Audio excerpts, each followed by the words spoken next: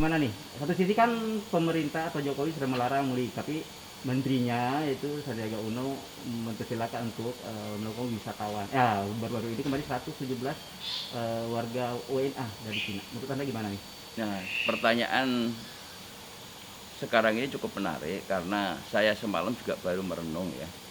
Setelah saya melihat di televisi pengumuman yang disampaikan pejabat dari Kementerian Perhubungan bahwa untuk mudik lokal itu dimungkinkan. Nah, mudik lokal ini adalah dibatasi di dalam satu provinsi tertentu, kabupaten tertentu, terus kota tertentu. Nah, yang seperti ini artinya kan kebijakan yang sudah diputuskan presiden itu kan menjadi kebijakan ambivalence. Presidennya sudah tegas, tetapi di bawah-bawahnya tidak tegas. Ini yang bagi saya sangat berisiko. Dan harusnya Indonesia itu berkaca dengan peristiwa yang ada di India. Di mana India kan baru ada event nasional itu yang mandi rame-rame di sungai itu, apa namanya lah ya. Dan kemudian langsung diumumkan hari itu 200.000. Kemarin malam naik lagi menjadi 300 ribu. Bahkan tadi malam sudah naik lagi 700.000. Nah, saya juga baru saja mendapat konfirmasi dari Pak Bupati saya, dari Pati, Pak Arianto.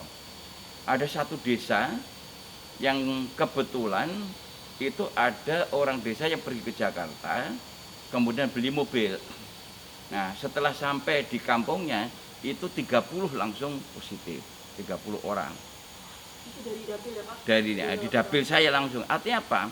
Kalau kita bisa membandingkan apple to apple-nya peristiwa India dan di Indonesia masih sama, bahwa yang namanya pandemi COVID ini masih rentan gitu. Jadi artinya bahwa kebijakan presiden itu sangat tepat dan kita dukung.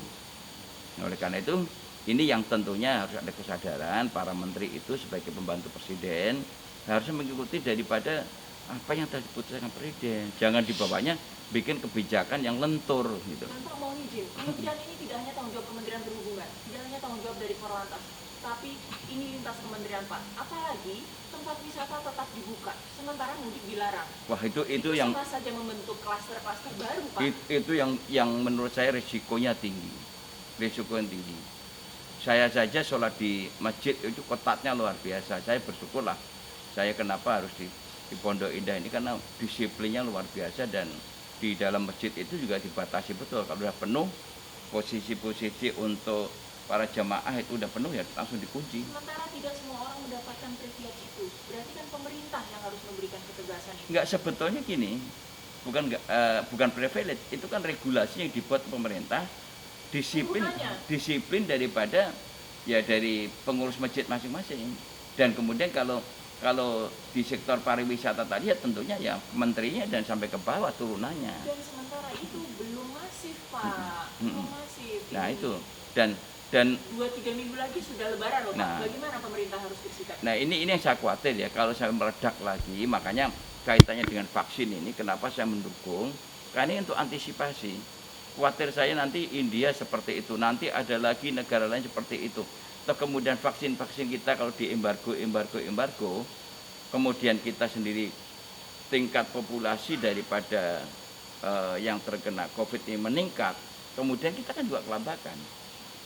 Mau kemana kita kan? Nah, itu inilah kita harus rela menjadi salah satu relawan untuk agar ini segera bisa diwujudkan dan bisa dimanfaatkan untuk kepentingan masyarakat. Pak, yang terakhir atensi Bapak sebagai wakil rakyat terhadap larangan mudik ini tetapi wisata dibuka, dan bagaimana atensinya untuk kementerian-kementerian terkait untuk bersinergi bekerja sama. Sebentar lagi akan lebaran. Berarti kalau sosialisasi harus masif. Itu seperti apa Pak? Ya, pertama tingkat kementerian sendiri ya. Dari Kementerian Kesra harusnya itu sudah mulai turun bagaimana mengendalikan kepada kementerian terkait. Oleh karena itu ini penting. Kalau pelaksanaan di tingkat kementerian lemah, itu paling berbahaya. Apalagi presiden sudah tegas, atau kemudian di bawahnya diperlemah lagi, jadi kebijakan yang ambivalen tadi. Nah, di daerah nanti kasihan, akhirnya mereka hanya menjadi penerima. Jadi penerima orang-orang yang mungkin terindikasi COVID itu dimobilisasi ke daerah-daerah.